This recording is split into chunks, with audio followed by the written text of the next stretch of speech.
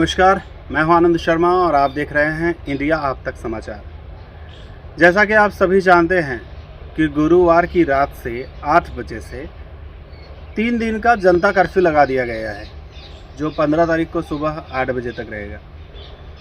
Curfew, जनता curfew या lockdown, ये सभी कुछ मजबूरी में लगाया जा रहा है। न सरकार चाहती है, न कलेक्टर साहब चाहते हैं, न और कोई चाहता है कि कर्फ्यू लगना चाहिए, सब कुछ बंद होना चाहिए। लेकिन अगर सावधानियां हम नहीं बरतेंगे तो परेशानियां खड़ी हो जाएगी और परेशानियां बढ़ती ही जाएगी। इसलिए कर्फ्यू लगाने का, जनता कर्फ्यू लगाने का निर्णय लिया गया है।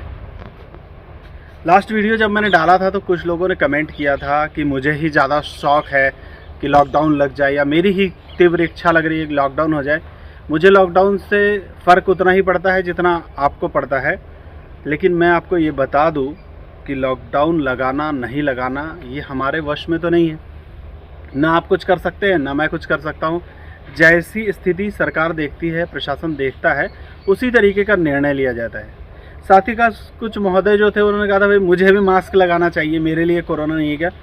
मेरे जो कैमरामैन है वो मुझसे 6 फुट की दूरी पर खड़े हैं और वहाँ पर मतलब सोशल डिस्टेंसिंग का पालन हो रहा है। मास्क लगाने के बाद मैं बोलने में इतना कंफर्ट नहीं रह पाऊँगा, इसलिए मैं मास्क नहीं लगाता हूँ। मैं अपनी सावधानियाँ पूरी तरह से बरतता हूँ और आप मेरा ख्याल रख रहे हैं, इसके लिए आपका शुक्रिया।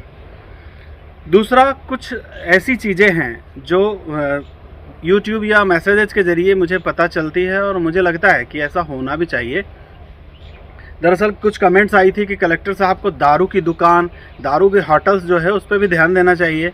प्रशासन उस तरफ ध्यान नहीं देता। दारू की दुकान पे बहुत ज़्यादा भीड़ भाड़ रहती है, वहाँ कोई सोशल डिस्टेंसिंग नहीं रहती है।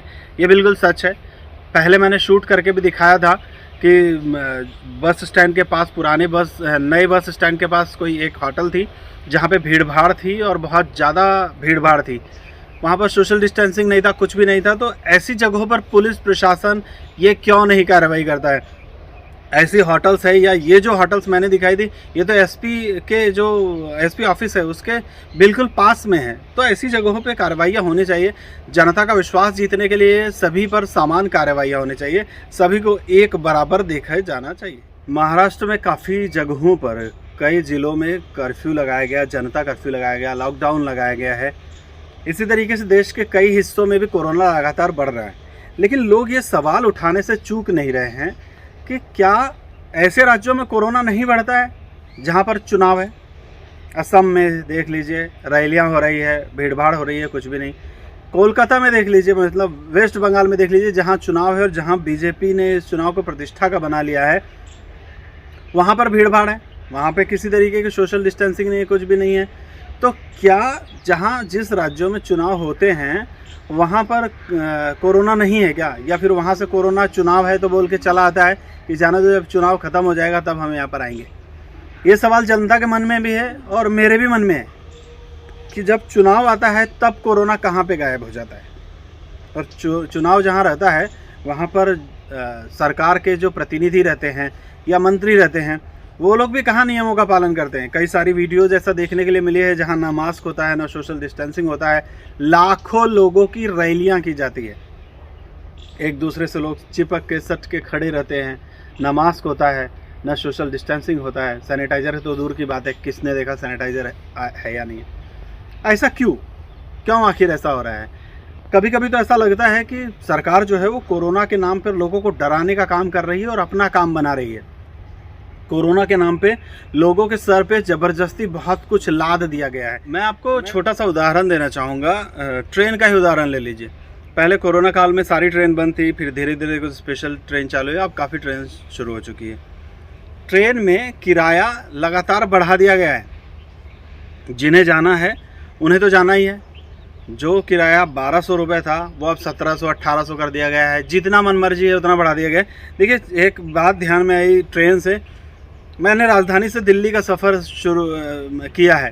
राजधानी में पहले ब्लैंकेट्स दिए जाते थे, खाना दिया जाता था, सब कुछ एक कॉस्ट थी उसके अंदर। पहले जो कॉस्ट थी उसमें 500-700 रुपये कॉस्ट बढ़ा दी गई है। अब ना ब्लैंकेट्स दिए जाते हैं, ना चादर दी जाती है, ना तकिया दिया जाता है, ना ही खाना दिया जाता है।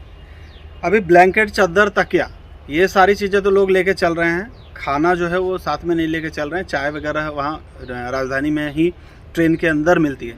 मेरा सवाल सरकार से ये है कि आप कोरोना है ये बोल के आप सब कुछ देना ट्रेन में बंद कर चुके हैं। जो सर्विस दी जाती थी, ब्लैंकेट, कंबल, तकिया, चद्दर, खाना, ये सब कुछ आपने बंद कर दिया है कि कोरोना है इसलिए आप प्रोवाइड नहीं करेंगे। साहब, आपकी ट्रेन में आप ही के लोग तो बेच रहे हैं, चाय बिक रहा है, खाना बिक रहा है, सब कुछ बेचा जा रहा है। हम टिकट के पैसे भी दे रहे हैं राजधानी में, ज़्यादा भी दे रहे हैं, और हमें मिल भी कुछ नहीं रहा है, हमको ख़रीद के लेना पड़ रहा है। अब आप एक बात ये बताइए कि जब आपके लोग बेच रहे हैं तब कोरोना नहीं है क्या? तब कोरोना का डर नहीं है। लेकिन अगर आप उसको पैक करके उस सर्विस में इंक्लूड करके पैसे जैसा हमें देते हैं, हमारे पैसे की भी बचत होती है, हमें सुविधा भी होती, तब आपको परेशानी है, तब आप कोरोना का नाम ले रहे हैं। ये क्या है? लोगों को कब तक लूटेंगे?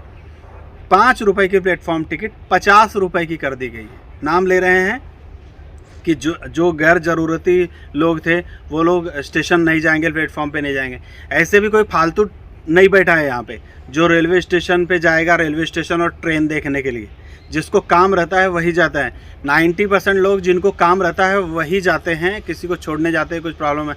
जिनको जाना है वो तो यार 50 रुपये भी खर्च करके जाएगा। तो अगर कोरोना से बचाव करना है तो किसी को जाने ही मत दीजिए ना अंदर। ये तो पैसे कमाने के लिए आप लोग कर रहे हैं कि जिनको ज़रूरत होगी वो पैसे भरेगा। एक आदमी नहीं जा रहा है, 10 आदमी का पैसा एक आदमी से आप ले रहे हैं।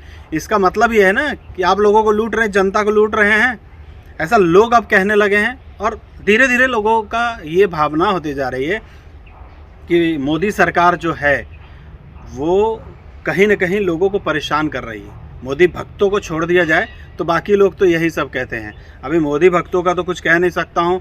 मोदी भक्तों के लिए तो जो कुछ भी हो रहा है वो देश हित में हो रहा है।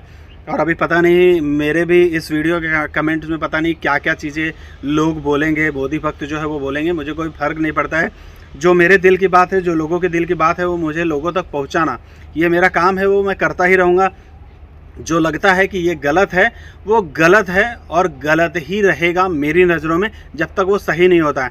किसान आंदोलन जो चल रहा है, मोदी सरकार ने ज़बरदस्ती उसको सर पे उठा रखा है। किसानों का आंदोलन अभी तक ख़त्म हो जाना चाहिए था। किसान बेचारे 3 महीने से ज़्यादा हो चुके रास्ते पे बैठे हैं। मोदी सरकार कुछ कर ही नहीं रही है उनके लिए। जो चीज़ उन्हें नहीं चाहिए वो ज़बरदस्ती उनके ऊपर क्यों लादा जा रहा है? अगर मैं आपको कोई चीज़ देता हूँ वो आपको नहीं चाहिए, वो आपके भलाई की हो तो भी अगर आपको नहीं चाहिए तो मैं आपको ज़बरदस्ती क्यों दे रहा हूँ? क्यों? क्योंकि उसमें ज़रूर मेरा कुछ ना कुछ फ़ायदा होगा। ठीक इसी तरीके से मोदी सरकार किसानों पर जो कानून लाद रही है, कृषि कानून लाद रही है, उसमें ज़रूर कुछ ना कुछ मोदी सरकार का फ़ायदा होगा, तभी वो लाद रही है। नहीं तो किसान को अगर उनका फ़ायदा नहीं चाहिए तो क्यों आप ज़बरदस्ती कर रहे हैं? क्या ये सब तो सरकारी बातें हैं, ये सिर्फ मेरी बातों से तो कुछ असर होने वाला नहीं, लेकिन फिर भी जो बातें हैं मैं आप तक पहुंचाना जरूर चाहूँगा। फ़िलहाल तो यही कहूँगा कि जलगांव में लॉकडाउन जो हो रहा है उसका पूरी तरह से पालन कीजिए, सरकार का साथ दीजिए, नियमों का पालन कीजिए, स्वस्थ रखिए और स्वस्थ रहिए। आप देख रहे हैं इंडिया आप तक समाचार, सच्चाई से गहराई तक खबर पहुँचाए आप तक।